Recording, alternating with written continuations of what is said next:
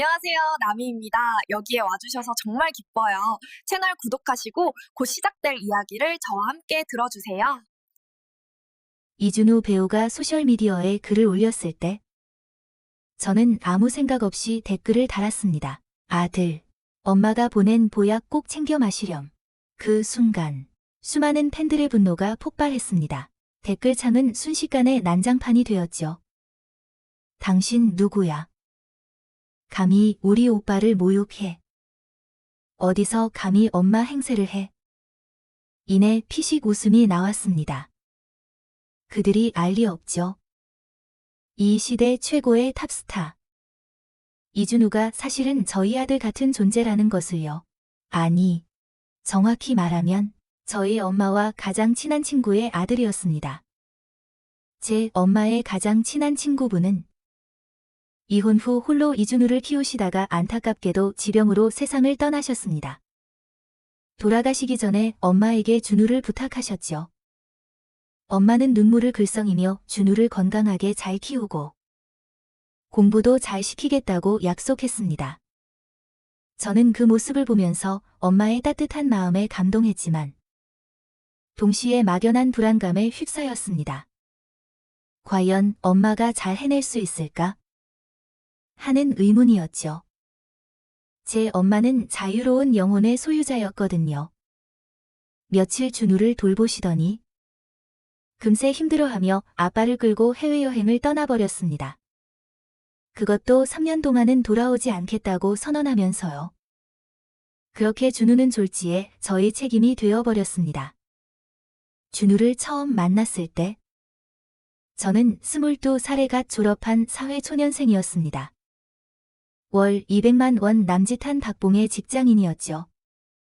저녁에는 몰래 라이브 카페에서 노래를 부르며 생활비를 벌었습니다. 매일매일 내 인생은 루이 16세보다 더 비참해. 대체 내 머리는 왜 이 모양일까? 라고 한탄하며 살았죠.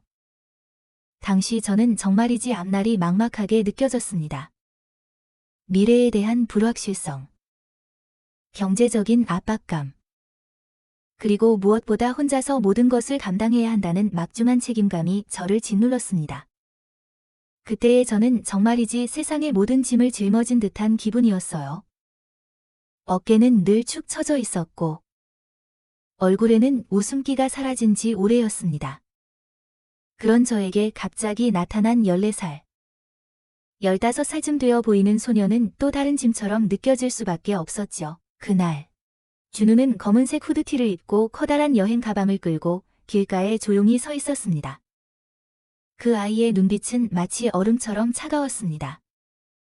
제가 차를 몰고 다가가 이준우 라고 부르자 그의 시선이 무심하게 저를 스쳐 지나갔습니다.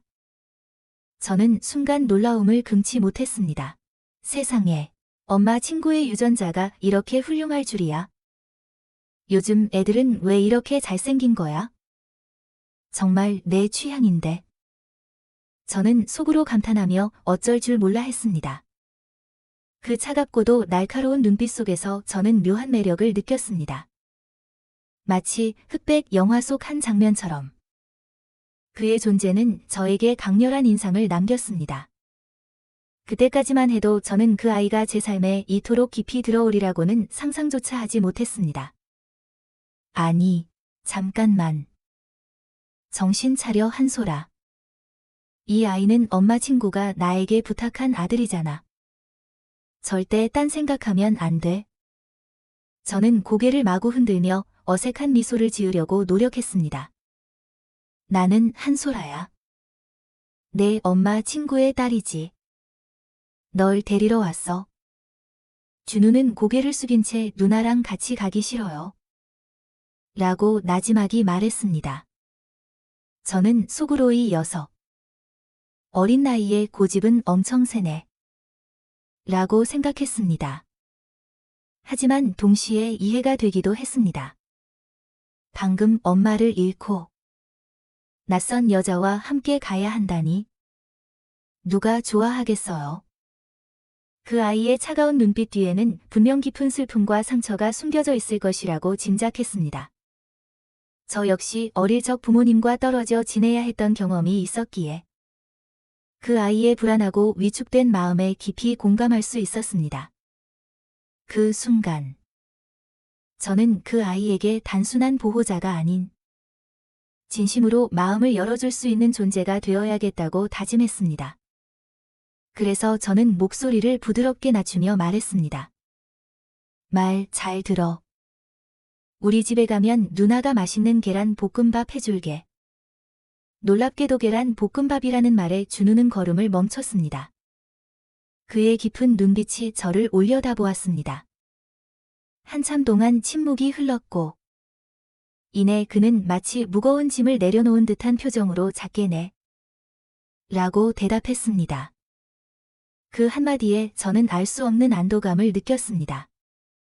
어쩌면 이 아이에게 필요한 것은 거창한 위로가 아니라 따뜻한 한 끼 식사였을지도 모른다는 생각이 들었습니다. 집으로 돌아와 저는 미리 정리해둔 방을 가리키며 말했습니다. 저 방에서 지내면 돼. 준우는 저를 한번 쳐다보고는 미동도 하지 않았습니다. 저는 월세 50만 원짜리 제 허름한 원룸이 마음에 들지 않는가 싶어 민망하게 머리를 극적였습니다. 내 월급으로는 이 정도가 최선이야. 그러자 준우가 나지막이 말했습니다. 계란 볶음밥은요? 저는 그제야 퍼뜩 정신이 들었습니다. 배고팠구나. 저는 곧바로 부엌으로 달려가 순식간에 3가지 반찬과 국, 그리고 커다란 계란 볶음밥 한 그릇을 뚝딱 만들어냈습니다. 그는 아무 말 없이 다른 반찬에는 손도 대지 않고 오직 계란 볶음밥만 뚫어져라 쳐다보았습니다. 엄마가 해준 거랑은 전혀 달라. 뭐가 다르다는 거야? 제가 궁금해서 묻자. 그는 또다시 아무 말도 하지 않았습니다. 이 녀석. 혹시 우울증인가? 저는 걱정스러운 마음이 들었습니다. 그 아이의 침묵은 저에게 묘한 긴장감을 주었습니다. 마치 얼음장 같은 벽이 우리 사이에 놓여 있는 듯한 기분이었습니다. 저는 그 벽을 허물고 싶었지만 어떻게 해야 할지 알 수 없었습니다. 우리는 비교적 평화롭게 함께 살았습니다. 낮에는 제가 직장에 가고 준우는 학교에 갔습니다. 저녁에는 제가 밥을 하고 준우는 숙제를 했습니다. 하지만 그는 저에게 절대 먼저 말을 걸지 않았습니다. 한 번은 제가 장난기가 발동해서 사람이 궁지에 몰리면 결국 말을 하게 되어 있다고 생각했습니다. 그래서 화장실 휴지를 몰래 다 치워버렸죠. 결과는 놀라웠습니다. 그는 1시간 동안 화장실에 앉아 있었지만 저에게 휴지를 가져다 달라고 한마디도 하지 않았습니다. 결국 제가 참지 못하고 휴지를 가져다 주었습니다. 이 녀석. 정말 끈기 있고 신뢰할 수 있지만 전혀 친절하지 않아. 저는 그의 고집스러움에 혀를 내둘렀습니다. 그의 침묵은 때로는 저를 답답하게 만들었지만 동시에 그 아이의 내면에 어떤 단단함이 있다는 것을 느끼게 해주었습니다. 마치 작은 바위처럼 쉽게 흔들리지 않는 그런 단단함이요. 저는 그 단단함이 어디에서 비롯되었는지 궁금했습니다. 어쩌면 그것은 그 아이가 겪어야 했던 상실과 슬픔 속에서 스스로를 지키기 위해 만들어낸 방어막이었을지도 모른다는 생각이 들었습니다. 그리고 저는 그 방어막을 조심스럽게 허물고 싶었습니다. 이준우. 저는 따뜻한 우유 한 잔을 가져다 그의 앞에 놓았습니다. 그는 여전히 숙제에 몰두한 채 고개도 들지 않았습니다. 이 녀석은 정말 고집불통이네. 하지만 제 마음속에서는 알 수 없는 모성애가 솟아올랐습니다. 내가 널 이렇게 오랫동안 키웠는데 엄마라고 한 번 부르는 게 그렇게 어려운가? 그의 손에 들린 펜이 잠시 멈칫하더니 다시 부드럽게 움직였습니다.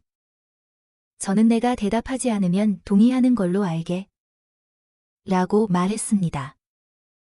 우리 착한 아들. 말을 마친 저는 팔을 뻗어 그를 안았습니다. 이 자존심 강한 녀석은 보면 볼수록 사랑스러웠습니다. 이준우의 눈빛이 살짝 흔들리더니 반사적으로 손을 뻗어 저를 밀어냈습니다. 한솔아. 저한테 손대지 마세요. 그날 이후로 저는 그의 침묵을 다루는 방법을 알게 되었습니다. 저는 그의 방어막을 깨뜨릴 온갖 기회를 찾아다녔습니다. 때로는 그의 뻣뻣한 머리카락을 비처럼 쓰다듬었습니다. 그가 저를 노려보면 저는 득의양양하게 손을 거두었습니다. 때로는 그의 침대에 앉아 숙제를 가르쳐주는 척했습니다. 오늘 밤 너 이거 못 풀지? 누나가 다 알려줄게. 저는 소매를 걷어붙이고 당당하게 선언했습니다. 오늘 밤은 반드시 로피탈의 정리를 써야 해. 그럴 때마다 그는 불편한 듯 눈살을 찌푸리며 저를 흘겨보았습니다. 한솔아. 누나는 왜 이렇게 귀찮게 굴어요? 하지만 그는 제 가방에 앉아 휴대폰을 들고 낄낄거리며 영상을 보는 것을 묵인했습니다. 저는 그도 관심이 필요하다는 것을 알고 있었습니다. 아이들은 다 그렇잖아요.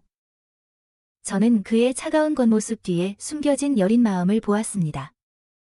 마치 작은 새처럼. 겁에 질려있지만 동시에 따뜻한 보살핌을 갈망하는 그런 마음이요.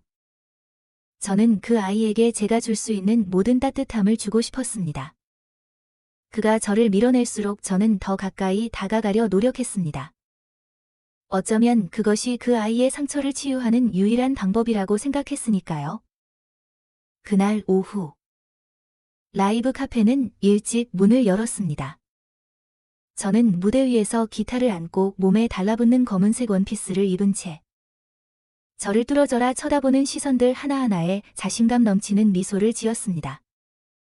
고개를 돌리자 백팩을 맨 한 소년이 카페 안으로 들어서는 것이 보였습니다. 이준우는 무표정한 얼굴로 저의 과감한 원피스를 훑어보더니 어색하게 시선을 돌렸습니다. 그리고는 자신의 재킷을 벗어 저에게 건네주었습니다. 저는 손을 저으며 아무렇지 않게 말했습니다. 나 안 추워. 제가 받지 않자.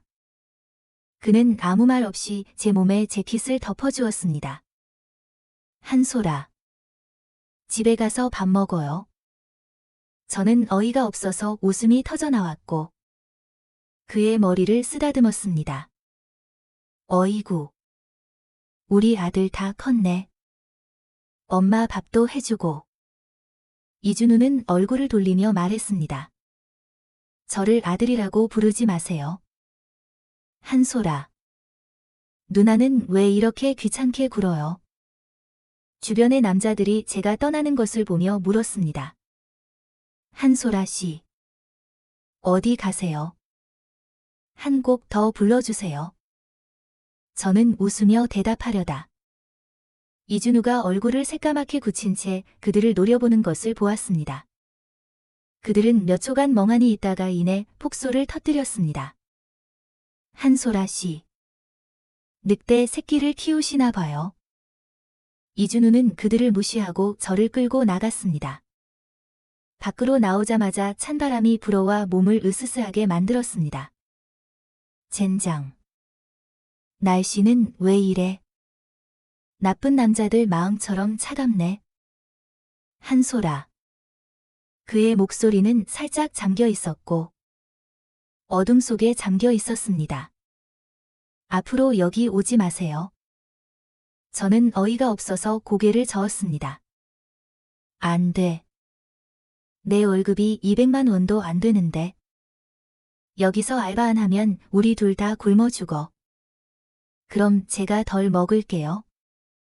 저는 고개를 돌려 그를 보았습니다. 소년의 머리카락은 바람에 흩날렸고 그의 눈은 호수처럼 고요했습니다. 그는 진지하게 말했습니다. 제가 덜 먹을 수 있어요. 누나는 여기 오지 마세요. 나중에 크면 제가 돈 많이 벌게요. 한솔아. 다 누나 줄 거예요. 저는 그 말에 온몸이 흔들릴 정도로 웃었습니다. 웃으면서 그의 머리를 쓰다듬었습니다. 우리 이준우는 왜 이렇게 사랑스러울까? 이준우의 하얀 귀는 순식간에 빨개졌습니다. 그는 마치 뜨거운 것을 피하듯 제 손을 피하며 저를 더 이상 보지 않았습니다.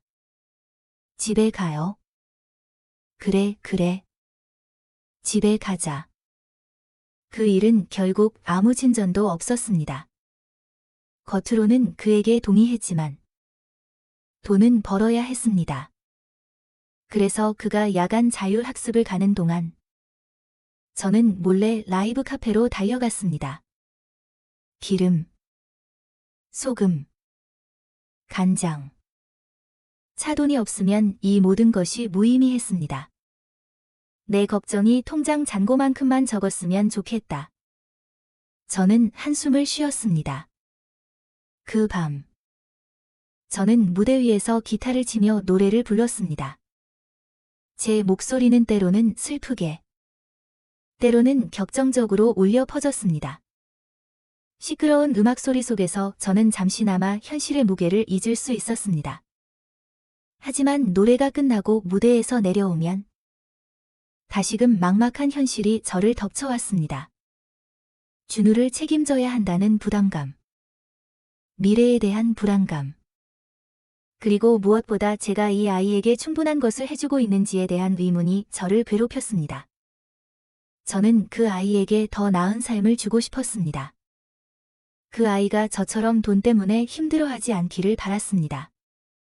그래서 저는 밤늦게까지 일했고, 때로는 몸이 부서질 것 같았지만 준우의 얼굴을 떠올리며 버텼습니다.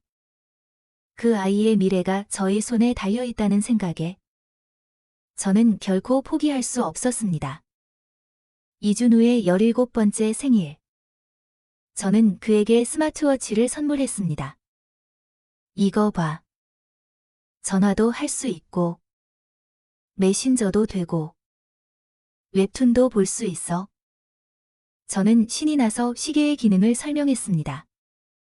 이준우는 잠시 침묵했습니다. 여자친구들한테 전화번호 알려줄 수도 있어요. 너처럼 잘생기면 분명히 인기가 많을 거야. 공부에 지장만 안 주면 연애해도 괜찮아. 그는 얼굴을 돌리며 말했습니다. 저 연애 안 해요. 저는 허리에 손을 얹고 그를 진지하게 바라보았습니다. 엄마는 아주 개방적이야. 여자친구 생기면 엄마한테 데려와서 보여줘도 돼. 이준우는 얼굴이 새빨개진 채 고집스럽게 말했습니다. 저 연애 안 한다고요. 알았어, 알았어. 촛불이나 불어. 저는 17살을 나타내는 촛불에 불을 붙였습니다. 작은 불꽃은 밝고 따뜻하게 빛났습니다. 저는 불빛 너머로 소년의 얼굴을 바라보았습니다.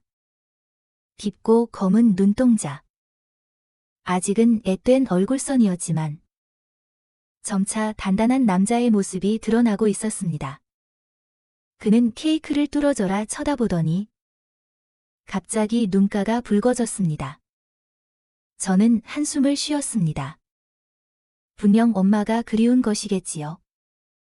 지난 몇 년간 생일에는 늘 엄마가 곁에 있었는데 이제는 저 혼자였습니다. 저는 잠시 망설이다가 조심스럽게 그를 품에 안았습니다. 이준우는 온몸이 굳었지만 저를 밀어내지 않고 제가 그의 등을 가볍게 토닥이는 것을 내버려 두었습니다. 17살인데도 벌써 키가 1m 80cm에 가까웠고 저보다 머리 하나는 더 컸습니다. 이때 그는 살짝 몸을 기울여 턱을 제 어깨에 기댔습니다. 저는 그의 따뜻한 가슴이 제 몸에 닿는 것을 느꼈습니다. 정말이지 가족 같았습니다. 그 순간 저는 그 아이에게 단순한 보호자를 넘어선 어떤 감정을 느끼기 시작했습니다. 그것은 모성애와는 또 다른 설명하기 어려운 따뜻함이었습니다. 마치 잃어버렸던 퍼즐 조각을 찾은 듯한 그런 느낌이었습니다. 저는 그 아이의 작은 어깨를 토닥이며 앞으로는 제가 그 아이의 곁에서 든든한 버팀목이 되어주겠다고 다짐했습니다. 수능 시험 기간이 되자 저는 준우보다 더 긴장했습니다. 내가 사준 옷 입었어. 저는 그를 올려다보며 물었습니다. 이준우는 무표정한 얼굴로 어쩔 수 없다는 듯 진한 빨간색 옷깃을 살짝 보여주었습니다. 그래야지. 빨간색은 행운의 색이니까. 마지막 시험이 끝나고 저는 길가에 쭈그리고 앉아 꾸벅꾸벅 졸고 있었습니다. 침이 흐를 뻔했죠. 그때 갑자기 누군가 제 입가를 부드럽게 스치는 느낌이 들었습니다. 저는 깜짝 놀라 눈을 뜨자 이준우가 제 앞에 쭈그리고 앉아 어색하게 손을 거두는 것이 보였습니다. 제 마음속에 묘한 감정이 스쳐 지나갔습니다. 하지만 저는 깊이 생각하지 않았습니다. 제 머릿속에는 오직 시험 끝났다. 드디어 집에 가서 디스코를 출 수 있겠어? 라는 생각뿐이었습니다. 저는 손을 흔들며 꽃처럼 활짝 웃었습니다. 가자. 누나가 맛있는 거 사줄게. 이준우의 긴장했던 어깨가 풀렸지만 그는 여전히 눈살을 찌푸리고 있었습니다. 한솔아. 왜 저한테 시험 어떻게 봤냐고 안 물어봐요? 시험 어떻게 봤는데? 저는 근처 족발집을 찾느라 고개를 숙인 채 건성으로 대답했습니다. 여러분은 지금 오디오 드라마를 듣고 계십니다. 제 생각엔 서울대학교나 고려대학교에 갈 수 있을 것 같아요. 응. 마침내 별 5개짜리 족발집을 찾았고 저는 곧바로 내비게이션을 켰습니다. 그런데 갑자기 이준우가 제 옷을 잡아당겼습니다. 저는 의아해서 그를 올려다보았고 그의 차가운 얼굴에 망설임이 스치는 것을 보고 놀랐습니다. 그는 제 시선을 피하며 나지막이 말했습니다. 누나는 제가 시험 못 봤다고 생각해요. 저는 잠시 멍하니 있다가 이내 깨달았습니다. 이 녀석. 칭찬받고 싶어 하는구나. 저는 곧바로 손을 뻗어 그의 머리를 쓰다듬었습니다. 우리 이준우. 정말 잘했어. 이번에는 그는 피하지 않았고 몰래 살짝 웃기까지 했습니다. 그날 밤 저는 긴장을 풀고 맥주 한 병을 다 마셨습니다. 두 번째 병을 마시려는데 이준우가 맥주병을 가져갔습니다. 너 감히 나를 막아? 저는 그를 노려보았습니다. 이준우는 어쩔 수 없다는 듯 저를 부축했습니다. 거의 12시예요. 이제 집에 가야죠. 말을 마친 그의 입술이 제 귀에 닿을 듯 말 듯 했습니다. 따뜻한 숨결이 제 마음을 간지럽혔습니다. 저는 그의 얼굴을 밀어내며 말했습니다. 입 냄새나. 그는 못 들은 척했습니다. 갑자기 몸을 숙여 저를 공주님 안기로 안아 올렸습니다. 저는 편안하게 그의 품에 안겨 살짝 몸을 비볐습니다. 아들 있으니 정말 좋네. 그의 몸은 순식간에 굳어졌습니다. 한솔아. 함부로 움직이지 마세요. 집에 도착하자 그는 저를 침대에 내려놓고 제 옷의 단추를 풀려고 했습니다. 저는 곧바로 그의 손을 잡고 몽롱하게 물었습니다. 뭐 하는 거야? 이준우는 태연하게 제 손을 뿌리치고 계속 단추를 풀었습니다. 누나 옷에서 술 냄새 나고 더러워요. 침대 시트까지 다 빨고 싶어요. 저는 그의 말이 맞는 것 같아 그를 내버려두고 눈을 감고 다시 잠들었습니다. 어렴풋한 꿈속에서 누군가 제 입술에 키스하는 것을 느꼈습니다. 반사적으로 저는 제 위에 있는 사람을 밀어내려 손을 뻗었지만 두 손은 단단히 잡혀 머리 위로 눌렸습니다. 뜨거운 숨결이 폭풍처럼 몰아쳐 저를 덮쳤고 저는 저항할 수 없었습니다. 숨이 막힐 지경이 되자 저는 퍼뜩 정신이 들어 눈을 떴고 익숙한 그의 눈동자가 보였습니다. 이준우였습니다. 그의 속눈썹이 살짝 떨렸고 그의 시선은 섬뜩할 정도로 뜨거웠습니다. 저는 갑자기 심장이 바닥으로 곤두박질 치는 것 같았고 머릿속에서 쿵 하는 소리가 울리며 터질 것 같았습니다. 저는 온 힘을 다해 그를 밀어내고 벽 끝까지 물러섰습니다. 차가운 바람이 불어와 정신이 절반쯤 돌아왔습니다. 이준우는 고개를 숙였습니다. 마치 자신이 뭔가 잘못한 것을 깨달은 듯. 저를 감히 쳐다보지 못했습니다. 언제부터였어? 저는 이마를 감싸주며 두통을 느꼈습니다. 아이 하나 키우려다가 나 자신까지 망칠 뻔했네. 저는 문득 라이브 카페에서 들었던 농담이 떠올랐습니다. 정말 늑대 새끼가 사람 탈을 쓴 거였어. 아까 그의 목소리가 잠겨 있었던 것은 그 때문이 아니었을까요? 언제부터 나한테 그런 생각을 한 거야? 한참 후에 그가 대답했습니다. 모르겠어요. 모르겠다고. 저는 화가 나면서도 어이가 없었습니다. 제가 뭘 어떻게 했기에 그가 이렇게 오해해서 이런 일이 벌어진 걸까요? 나는 너를 아들처럼 생각했어. 너 알잖아. 저는 누나 아들이 아니에요. 한소라. 그는 고개를 들었습니다. 그의 눈은 뭔가 생각난 듯 붉게 충혈되어 있었고 주먹을 꽉 쥐었다가 다시 힘을 풀었습니다. 누나를 좋아해요.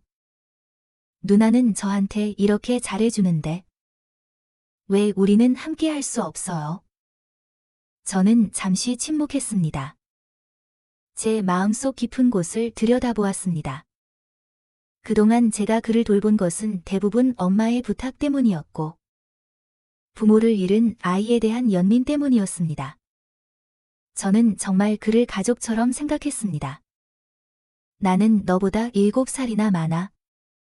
상관없어요. 이준우는 감정을 억누르며 목이 메인 목소리로 말했습니다.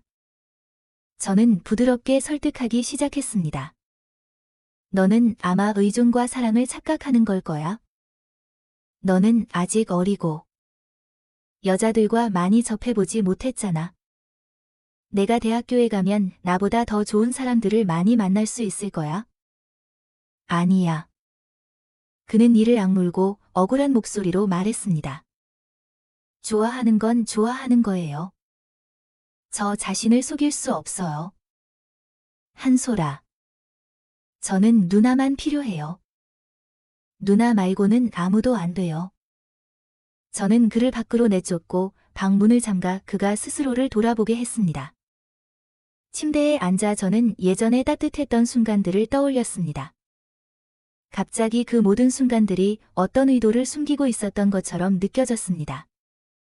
그날 이후로 저는 그와 이야기하지 않았습니다.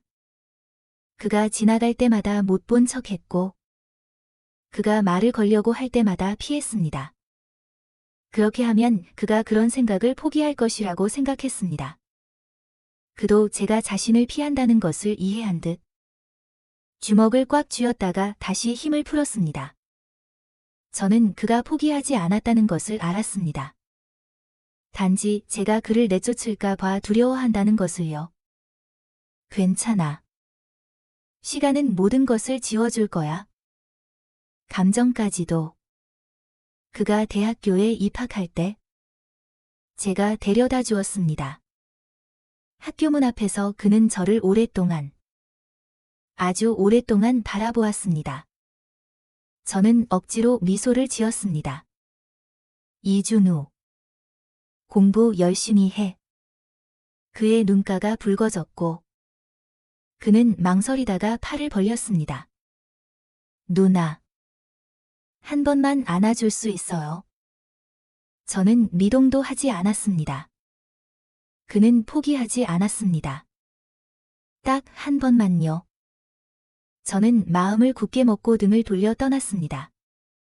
이 학교는 전국 최고 명문대 중 하나였고 예쁘고 성격 좋고 완벽한 여자들이 넘쳐나는 곳이었습니다. 그는 분명 변할 것입니다. 그는 분명 성장할 것입니다.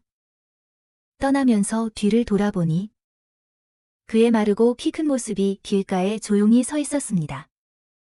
마치 버려진 작은 강아지 같았습니다. 제가 그를 처음 만났던 그날 밤처럼요. 그 후 저는 남자친구가 생겼지만 바람을 피워 결국 고통스럽게 헤어졌습니다. 저는 제 개인 페이지에 글을 올렸습니다. 그의 손을 잡으면 세상 전부를 가진 것 같았다. 그런데 그는 개였다. 아무나 따라가는 개. 전 남자친구가 답장을 보냈습니다. 누가 개라는 거야? 아. 젠장. 차단하는 걸 잊었네. 저는 곧바로 차단하고 삭제하고 신고했습니다. 그날 밤 저는 침대에 누워 흐느껴 울었습니다. 시련도 아픈데 바람까지 맞으니 더 아팠습니다. 한참을 울다가 저도 모르게 잠이 들었습니다. 꿈속에서 누군가 제 손을 잡는 것 같았습니다. 잠에서 깨어나 보니 침대 옆 탁자에 연노랑 데이지 꽃다발과 카드 한 장이 놓여 있었습니다.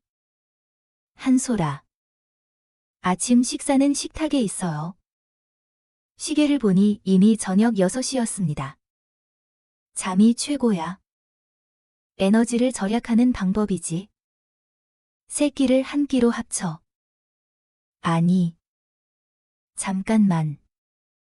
이준우가 돌아온 건가? 왜 돌아왔지? 저는 다시 어젯밤의 따뜻한 손을 떠올렸습니다. 그가 제 게시물을 봤던 것이 분명했습니다. 이 녀석. 제 심장이 갑자기 쿵 내려앉으며 마음 한구석이 말랑해졌습니다. 이준우가 대학교 3학년 때 그는 한 연예 기획사에 발탁되어 휴학하고 정식으로 연예계에 데뷔했습니다. 그 후 그는 몇몇 아이돌 드라마에 출연했고 운 좋게도 하룻밤 사이에 스타가 되었습니다. 2년 후 그는 유명 감독의 영화에 주연으로 캐스팅되었고 그 역할로 최우수 연기상을 수상하며 탑스타의 반열에 올랐습니다. 그가 점점 더 멀리 가고 점점 더 유명해지는 것을 보면서 저는 자랑스러우면서도 묘한 감정을 느꼈습니다. 4년 동안 그는 단 한 번도 저를 찾아오지 않았습니다. 제 통장에는 가끔씩 돈이 입금되었습니다. 그가 보낸 것임을 알았지만 저는 단 한 푼도 쓰지 않았습니다. 하지만 명절마다 그는 꾸준히 축하 메시지를 보냈습니다. 단 한 번도 빠짐없이요. 즐거운 추석 되세요. 새해 복 많이 받으세요. 생일 축하해요. 저는 답장했습니다. 너 단체 메시지 보내는 거 너무 성의 없어. 그가 답했습니다. 아니요. 누나한테만 보낸 거예요. 라이브 카페는 여느 때처럼 시끄러웠습니다. 저는 기타를 안고 그 메시지를 뚫어져라 쳐다보았습니다. 몇 번이고 다시 읽었습니다. 그 후 우리는 더 많은 대화를 나누었습니다. 평범한 가족처럼. 저도 그에게 종종 물건을 보냈습니다. 이번에 그가 소셜미디어에 글을 올렸을 때 저는 몰래 장난스럽게 댓글을 남겼습니다. 아들. 엄마가 보낸 보약 꼭 챙겨 마시렴. 그런데 이번에는 네티즌들의 반응이 정말 격렬했습니다. 제 댓글을 찾아내서 1000개가 넘는 비난 댓글을 달았습니다. 이준우가 곧바로 나섰습니다. 엄마. 그가 저를 부르는 방식에 저는 살짝 멍해졌습니다. 농담인 줄 알면서도 마음 한구석이 불편했습니다. 네티즌들은 순식간에 태세를 전환하여 아부를 시작했습니다. 엄마. 여기 며느리 왔어요. 저는 그들을 무시하고 소셜미디어를 닫았습니다. 그때 갑자기 문 두드리는 소리가 들렸습니다. 문을 열자. 뼛속까지 시린 눈보라 같은 한기가 제 얼굴을 스쳤습니다. 단 1초 후. 저는 누군가에게 끌려가 품에 꽉 안겼습니다. 한소라. 저 왔어요. 익숙한 목소리였습니다. 저는 고개를 들어 잘생기고 차가운 얼굴을 마주했습니다. 그의 눈은 별처럼 밝게 빛나고 있었습니다. 4년 만에 만난 그는 익숙하면서도 낯설었습니다. 그의 품은 예전의 풋풋함이 사라지고 성숙한 남자의 숨결이 느껴졌습니다. 저는 조용히 그의 품에서 물러났습니다. 왔니? 들어와서 밥 먹어. 이준우는 미동도 없이 서 있었습니다. 그의 눈빛은 알 수 없는 의아함과 불만을 드러냈습니다. 왜 이렇게 침착해요? 저 부산에서 밤새도록 달려왔는데. 저는 요리용 주걱을 들었습니다. 그럼 내가 왔다고 내가 징치고 북 치고 폭죽 터뜨리면서 축하라도 해줘야 해. 이 배은망덕한 녀석. 몇 년 동안 한 번도 안 찾아오더니 이제 와서 뭘 바라는 거야? 그는 조용히 서서 아무 말도 하지 않았습니다. 얌전히 꾸중을 듣는 그를 보니 더 이상 말을 할 수 없었습니다. 몸을 돌려 부엌으로 가려는데 그때였습니다. 은행 카드 한 장이 제 눈앞에 내밀어졌습니다. 카드를 내민 손은 가늘고 길었으며 뼈마디가 선명하고 눈부시게 하였습니다. 저는 흘끗 보고는 짜증스럽게 말했습니다. 뭐야? 나를 먹여 살리겠다는 거야? 이준우는 단호하게 제 손에 카드를 쥐어주었습니다. 한솔아. 저 돈 많이 벌었어요. 다 누나 거예요. 저는 멍하니 있다가 문득 그날 밤 희미한 가로등 아래에서 진지한 눈빛으로 저를 바라보던 15살 소년이 떠올랐습니다. 나중에 크면 제가 돈 많이 벌게요. 한솔아. 다 누나 줄 거예요.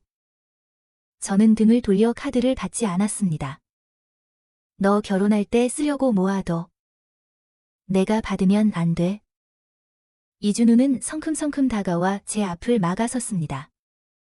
누나가 가장 잘 어울리는 사람이에요. 저는 카드를 다시 밀어냈습니다. 이 녀석. 우리 둘 다 멍해졌습니다. 이준우는 저를 바라보았습니다. 그의 눈빛은 어둡고 예측할 수 없었습니다. 한솔아. 저 이제 다 컸어요. 누나를 책임질 수 있어요. 저는 그를 바라보았습니다. 이제 그는 저보다 머리 하나는 더 컸고 보이지 않는 압박감을 풍기고 있었습니다. 이준우. 손 씻고 밥 먹어. 그날 이후로 이준우는 항상 저를 주시했습니다. 그의 시선은 노골적이었습니다. 위에서 아래로. 작은 디테일 하나 놓치지 않고 저를 훑어보았습니다. 마치 지난 몇 년간 충분히 보지 못한 것을 만회하려는 듯이요. 저는 그에게 뭘 보냐고 물었습니다. 이준우는 웃었습니다. 한솔아. 누나는 정말 예뻐요. 제 얼굴은 새빨개졌습니다. 이 녀석. 어떻게 이렇게 말을 잘하는 거야? 어디서 배운 거지? 이준우. 너 얼마나 더 여기 있을 거야? 그가 잠옷을 입고 하얀 쇄골을 일부러 드러낸 채 제 앞을 왔다 갔다 하는 것을 보고 저는 참지 못하고 물었습니다. 그는 아주 자연스럽게 대답했습니다. 여기는 제 집인데. 제가 여기 없으면 어디에 있어요? 그럼 부산에 있는 너의 빌라는? 팔았어요. 남자들 말은 다 거짓말이야. 그럼 누나는 제가 남자라는 걸 인정하는 거예요? 한솔아. 제 얼굴은 또다시 붉어졌습니다. 낮에는 이준우가 일하러 가고 저녁에는 매일 이곳으로 돌아와 잠을 잤습니다. 제가 문을 잠그면 그는 문 밖에서 제가 마음이 약해져 문을 열어줄 때까지 앉아 있었습니다. 그 후로는 저도 더 이상 신경 쓰지 않았습니다. 가끔은 그가 열쇠를 잊어버릴까 봐 걱정되어 문을 살짝 열어두기도 했습니다. 그가 다른 도시로 촬영을 갈 때마다 저에게 메시지를 보냈습니다. 한솔아. 열흘 후에 돌아가요. 문 열어둬요. 저는 종종 소파에서 기다리다가 저도 모르게 잠이 들었습니다. 잠에서 깨어나면 그는 꽃다발을 들고 와서 저를 보며 미소 짓고 있었습니다. 누나는 정말 예뻐요. 제 마음은 점차 그에게 기울기 시작했습니다.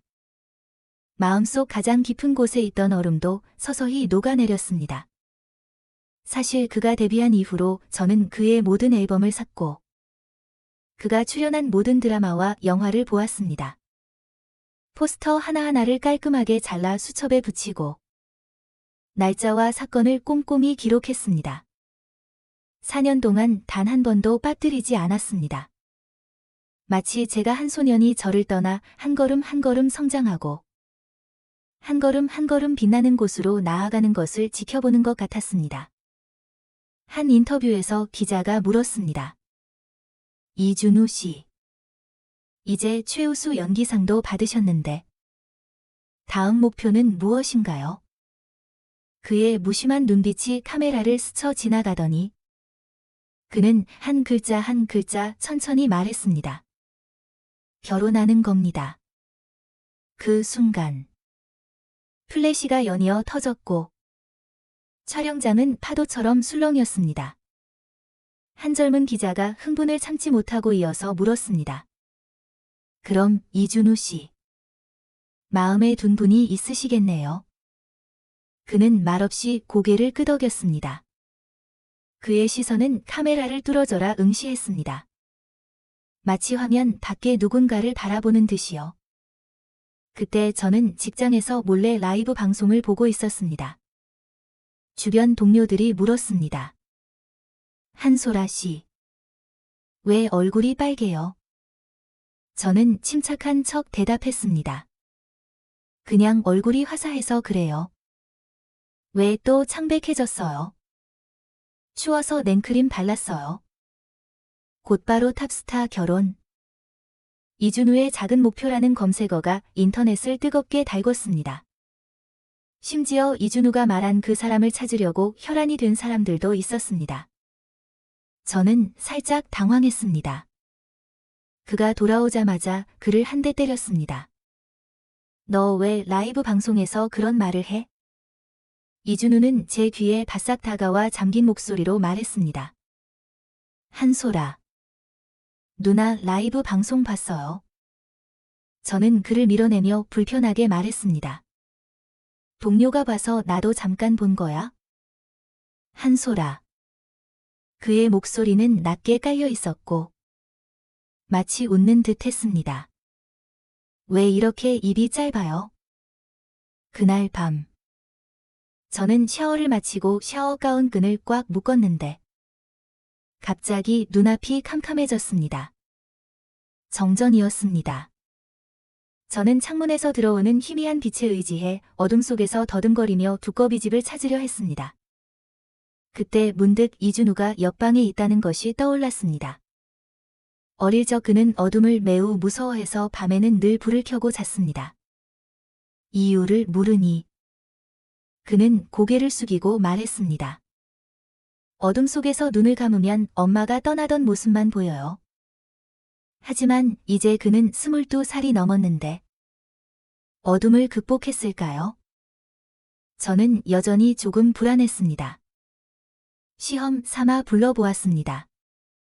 이준우. 아무도 대답하지 않았습니다. 저는 갑자기 불안해졌습니다. 그의 방 문을 밀자 커튼이 닫혀 있었는지 방 안은 온통 캄캄해서 아무것도 보이지 않았습니다. 제가 입을 열자마자 검은 그림자가 달려들어 저를 품에 꽉 안았습니다. 저는 온몸으로 즉시 저항했습니다. 모든 세포가 소리치며 저항했고 본능적으로 몸부림치며 상대를 밀어냈습니다. 움직이지 마요. 한소라. 그의 뜨거운 숨결이 제 귓가를 감쌌습니다. 무서워요. 그의 목소리는 믿을 수 없을 정도로 떨리고 부드러웠습니다. 그 말을 듣자마자 저는 급히 그를 토닥였습니다.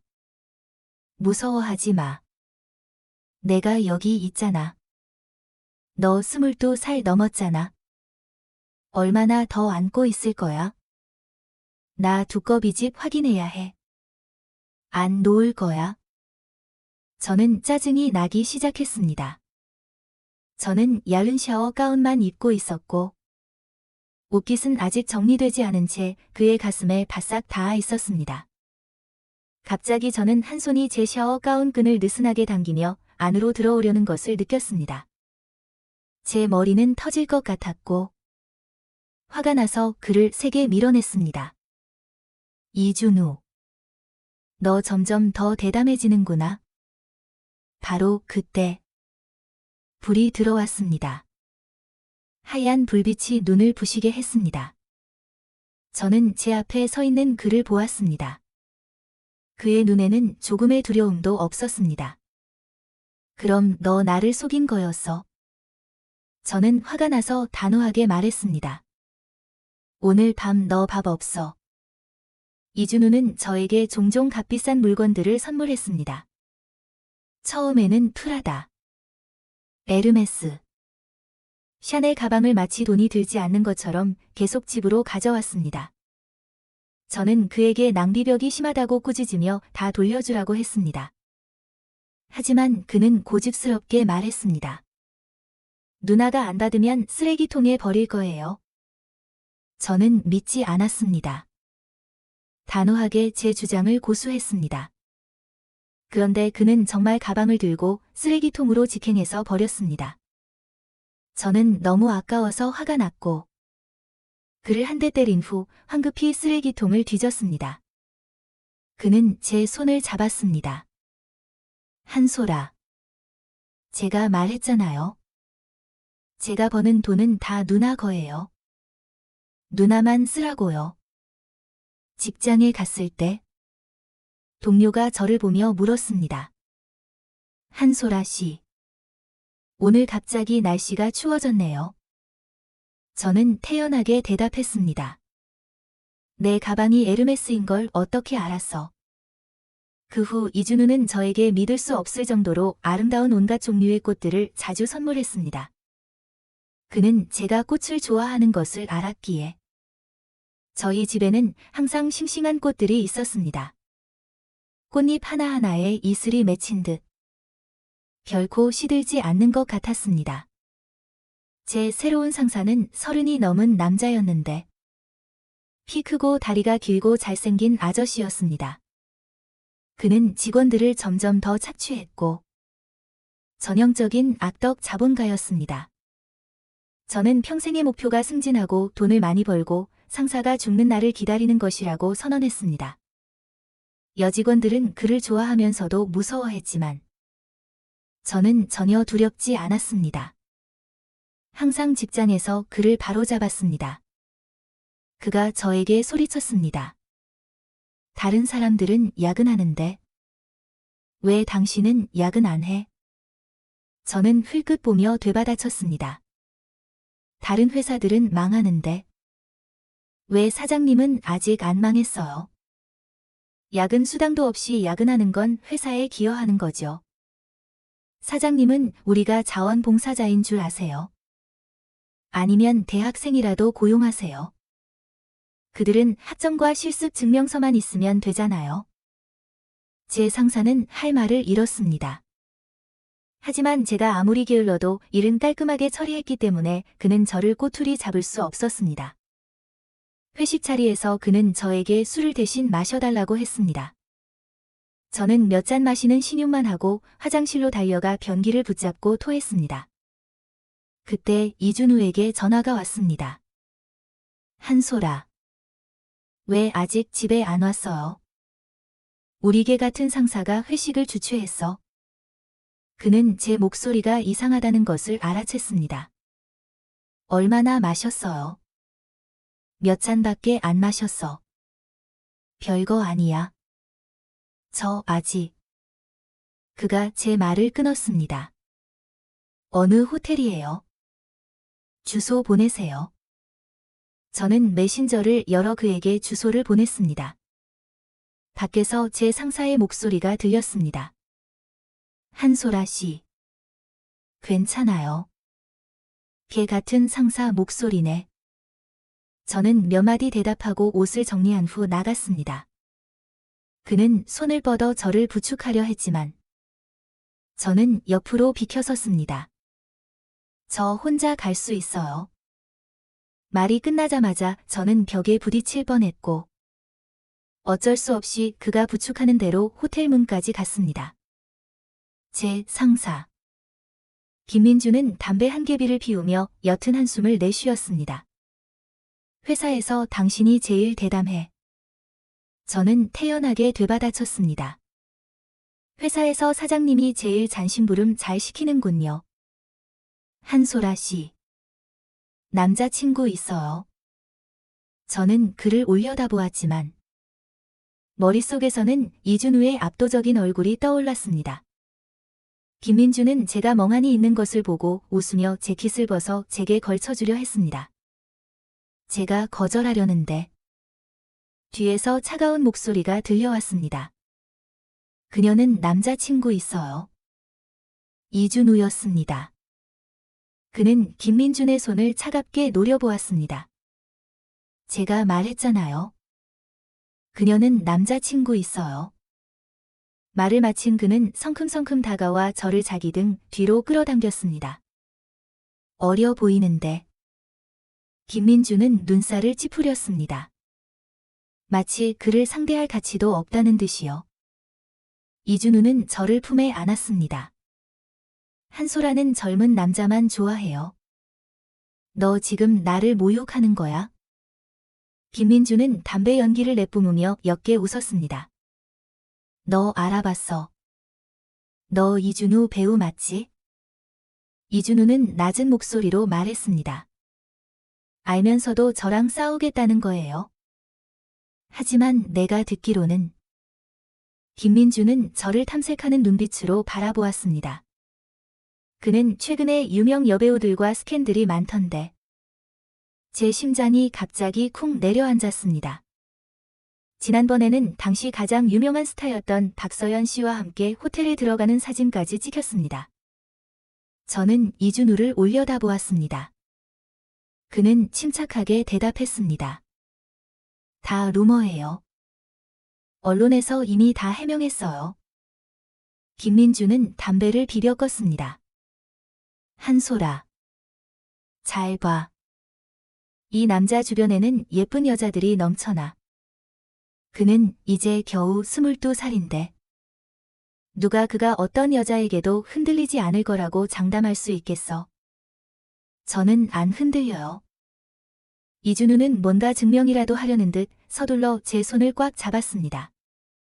마치 제가 떠날까 봐 두려워하는 듯이요. 저는 웃으며 그에게 답했습니다. 제 손이 그의 손을 더 꽉 잡았습니다. 이준우는 놀란 듯 저를 바라보았습니다. 내가 14살 때부터 내 곁에 있었는데 내가 너를 모를까 봐. 비록 우리가 4년 동안 만나지 못했지만 저는 그를 똑바로 바라보았습니다. 제 눈빛은 확고했습니다. 나는 여전히 내 마음이 변하지 않았다고 믿어. 그 순간 저는 마침내 제 마음을 깨달았습니다. 저는 발뒤꿈치를 들고 그의 입가에 가볍게 키스했습니다. 이준우의 눈은 붉게 충혈되었습니다. 그는 뭔가 확인하려는 듯 저를 뚫어져라 쳐다보았습니다. 김민주는 살짝 웃더니 마침내 등을 돌려 떠났습니다. 저는 안도의 한숨을 내쉬며 그의 품에 힘없이 쓰러졌습니다. 한소라. 이준우는 제 턱을 들어 올렸습니다. 우리 둘의 숨결이 서로에게 닿았습니다. 누나가 저를 더 이상 필요로 하지 않는다고 생각했어요. 제 마음이 갑자기 부드러워졌습니다. 이준우. 그의 키스는 촉촉한 이슬처럼 혼란스럽게 쏟아졌습니다. 여기 이빨이 너무 많아. 몽롱한 상태에서 저는 그가 속삭이는 것을 들었습니다. 집에 도착하자. 저는 그에게 벽으로 밀쳐져 끊임없이 키스당했습니다. 혼란스러운 와중에 그가 실수로 선반 위에 있던 상자를 바닥에 떨어뜨렸습니다. 물건 떨어지는 소리에 저는 깜짝 놀라 그의 품에서 벗어나 황급히 몸을 숙여 주었습니다.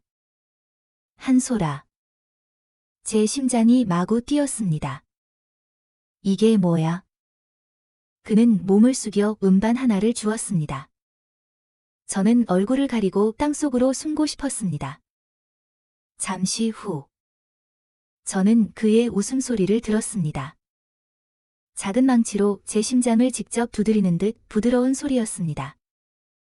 저는 너무 부끄러워서 화가 났고, 손을 뻗어 빼앗으려 했습니다. 내놔. 그는 팔을 높이 들고 한 손으로 제 허리를 감싸며 눈살을 찌푸렸습니다. 이거 제가 데뷔했을 때 앨범인데 10분도 안 돼서 다 팔렸어요. 저는 얼굴을 돌려 그의 눈을 똑바로 쳐다볼 수 없었습니다. 그리고 이 수첩은 또 뭐야? 왜 다 내 사진이야? 저는 그가 일부러 묻는다는 것을 알았습니다. 한솔아. 누나도 저 좋아하는 거죠? 조용한 방 안에서 그의 목소리가 무겁게 울려 퍼졌지만 제 마음속 깊이 파고들었습니다. 수첩의 페이지들이 한 장 한 장 뒤집히고 지난 몇 년간의 모든 비밀이 숨을 곳이 없는 듯 드러났습니다. 저는 그가 떠났던 몇 년 동안 제가 흔들렸다는 것을 인정했습니다.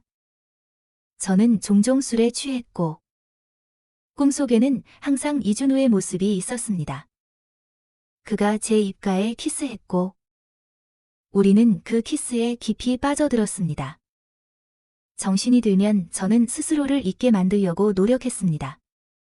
그가 아직 어리고 앞으로 갈 길이 멀다고 스스로에게 되뇌었습니다.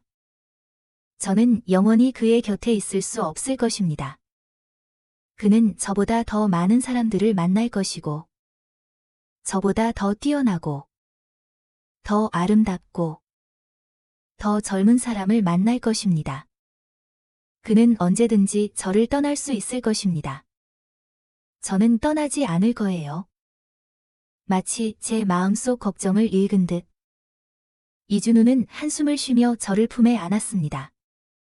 저 많은 사람들을 만났지만 누나 같은 사람은 없다는 걸 알아요. 누나는 제가 가장 힘들었던 시절에 제 곁에 있어줬어요. 우리는 이미 오래전에 마음이 통했어요. 누나는 도망칠 수 없을 거예요. 한솔아. 프로포즈 날은 바람이 시원하고 햇살이 부드러운 오후였습니다. 이준우는 잔디밭에 무릎을 꿇었습니다. 그의 눈빛은 별처럼 반짝였습니다. 그는 부드럽게 미소 지었습니다. 이제부터는 제가 누나를 돌볼 차례예요. 1년 후. 엄마는 제 손을 잡고 있는 이준우를 보았습니다. 엄마는 중얼거렸습니다. 우리 집 도둑 맞았네. 내 친구야. 그해 엄마는 친구의 묘소를 방문하는 것을 거부했습니다. 친구가 좋은 의도가 아니었다고 말했습니다. 자기 아들을 우리 집에 남겨두더니 결국 자기 딸까지 유혹했다고요. 그래서 이준우는 엄마에게 싱가포르행 비행기 티켓을 사드리라고 추가로 돈을 보냈습니다. 아빠와 엄마를 위해서요. 하지만 엄마는 곧바로 저의 존재를 잊어버렸습니다. 이준우의 어깨를 두드리며 활짝 웃었습니다. 우리 착한 아들. 엄마는 시드니에도 가고 싶어. 아이가 태어난 날. 이준우는 모든 것을 공개하기로 결정했습니다. 그는 얼굴이 드러나지 않은 결혼 사진을 올렸습니다. 사진 중앙에는 아빠의 손에 폭 안겨있는 아기의 부드러운 손이 있었습니다. 모든 소셜미디어는 축하 메시지로 폭발했습니다. 봐요. 한솔아. 우리는 정말 천생연분이에요. 그때 우리는 제주도 초원에서 말을 타고 있었습니다. 제 머리카락은 바람에 흩날렸습니다. 그는 고개를 돌려 저를 뚫어져라 바라보았습니다. 그의 눈은 더 이상 저에게서 떠나지 않았습니다. 인생의 세 가지 큰 행복을 우리 모두 경험했습니다. 잃었다가 다시 찾았고, 헤어졌다가 다시 만났으며, 두려웠지만 알고 보니 괜한 걱정이었습니다. 외전. 이준우의 시점 제가 한솔아를 처음 만났을 때, 그녀는 갓 졸업했지만 항상 어른인 척했습니다. 그녀는 종종 상사에게 혼나고 방에 숨어 몰래 울었습니다.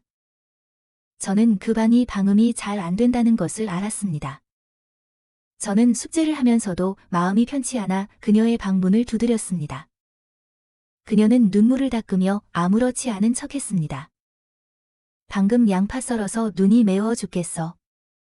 저는 말하는 것을 좋아하지 않았지만 그녀는 계속 저에게 장난을 걸었습니다. 저는 짜증이 나서 말했습니다. 한솔아, 왜 이렇게 귀찮게 굴어요? 하지만 그녀는 제가 입을 열었다는 이유만으로 훨씬 더 행복해했습니다. 정말 이상한 사람이야. 처음 그녀의 집에 왔을 때 그녀는 저에게 계란 볶음밥을 해주었습니다. 엄마가 해준 것과는 전혀 달랐고 맛도 없었습니다. 하지만 저는 낭비할까 봐 다 먹었습니다. 저는 어둠을 무서워해서 항상 불을 켜고 잤습니다. 그녀는 제가 전기세를 낭비한다고 불평한 적이 없었습니다. 오히려 정전이 되면 저와 함께 자러 왔습니다. 저는 그녀가 자는 모습을 보았습니다. 팔다리를 쭉 뻗고 코까지 골았습니다. 정말 귀찮아. 언제부터인가 저는 그녀의 존재에 점점 더 익숙해졌습니다. 제가 학교에서 괴롭힘을 당했을 때 그녀는 그 아이의 부모를 불러서 할 말을 잃을 때까지 혼냈습니다. 저는 그녀의 뒤에 숨어 몰래 한솔아를 보았습니다. 누나는 정말 대단해. 저는 그녀가 지하 라이브 카페에 가는 것을 좋아하지 않았습니다. 그 남자들의 시선은 마치 늑대처럼 그녀에게 달라붙었습니다. 한솔아, 거기 가지 마세요. 제가 덜 먹을게요. 나중에 제가 돈을 벌면 다 누나에게 쓸 겁니다. 수능 시험 때 그녀는 저보다 더 긴장했습니다. 그녀는 몰래 절에 가서 빌었지만 저에게는 말하지 않았습니다. 요즘 세상의 미신을 믿다니. 저는 그녀를 경멸하는 눈빛으로 보았습니다. 하지만 그녀가 떠나자 저도 대웅전으로 달려가 부처님 앞에 무릎을 꿇고 간절히 빌었습니다. 저와 한솔아가 영원히 함께하게 해주세요. 시험이 끝난 날 저는 그녀가 길가에 쭈그리고 앉아있는 것을 보았습니다. 그녀의 머리는 거의 난간에 닿을 듯했습니다.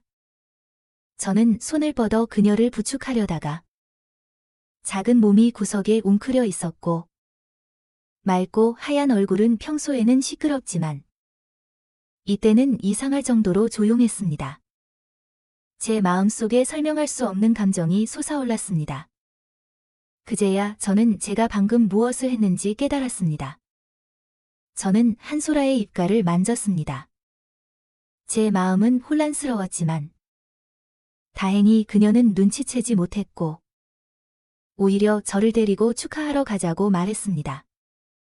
그녀의 얼마 안 되는 돈으로 뭘 축하할 수 있겠어요? 그래서 저는 음식을 아주 조금만 시켰고 그녀가 먹고 술을 마시는 것을 지켜보았습니다. 그녀는 취해서 어릴 적 부모님이 자신에게 관심이 없었고 집에는 항상 혼자였다고 말했습니다. 다행히 제가 그녀 곁에 있었습니다. 제 마음속은 마치 폭죽이 터지는 것 같았습니다. 저는 그녀를 집으로 데려다 주었고 그녀의 하얗고 가느다란 허리를 보면서 마침내 참지 못했습니다. 저는 몰래 그녀에게 키스했습니다. 그녀는 저에게 따귀를 때리고 꺼지라고 말했습니다. 저는 너무 슬펐습니다. 한솔아, 저는 누나를 이렇게 좋아하는데 누나는 저에게 이렇게 잘해주는데 왜 저를 좋아할 수 없어요? 하지만 저는 두려워지기 시작했고 그 후로는 그런 행동을 감히 하지 못했습니다. 그녀가 실현당했다는 것을 알게 되자마자 저는 즉시 학교를 떠나 밤새도록 집으로 달려왔습니다. 저는 그녀의 손을 잡고 아픈 마음으로 그녀를 바라보았습니다. 한솔아, 제가 누나 남자친구가 되어도 될까요? 제가 맹세코 누나를 슬프게 하지 않을 거예요. 하지만 저는 여전히 떠났습니다. 저는 아직 돈을 벌지 못했고 모든 것을 그녀에게 바치고 싶었습니다. 마침내 저에게 기회가 찾아왔습니다. 한 스카우트가 저를 발견했고 저를 영화 촬영장으로 데려갔습니다. 그 몇 년 동안 제 삶은 쉽지 않았지만 제가 불행할 때마다 저는 비행기 표를 사서 한소라를 찾아갔습니다. 그녀는 더 이상 아무도 사랑하지 않았습니다. 저는 기쁘면서도 그녀가 자신을 잘 돌볼지 걱정되었습니다. 저는 마침내 탑스타가 되었고 많은 큰 상을 받았습니다. 저는 한소라가 분명 TV로 봤을 것이라는 것을 알았습니다. 마침내 저는 집으로 돌아올 기회를 찾았습니다. 저는 그녀에게 고백했지만 그녀는 저를 거절했습니다. 하지만 저는 포기하지 않았습니다. 조만간 그녀의 마음속으로 들어갈 수 있을 것이라는 것을 알았으니까요. 그녀가 제 손을 잡고 나도 내 마음이 변하지 않았다고 믿어. 라고 말할 때까지요. 저는 제가 이겼다는 것을 알았습니다. 크게 한 바퀴 돌았지만 결국은 누나였어요. 한소라. 이 오디오 드라마를 들어주셔서 감사합니다. 이 드라마가 마음에 드셨다면 다음 에피소드를 놓치지 않도록 구독 버튼을 눌러주세요.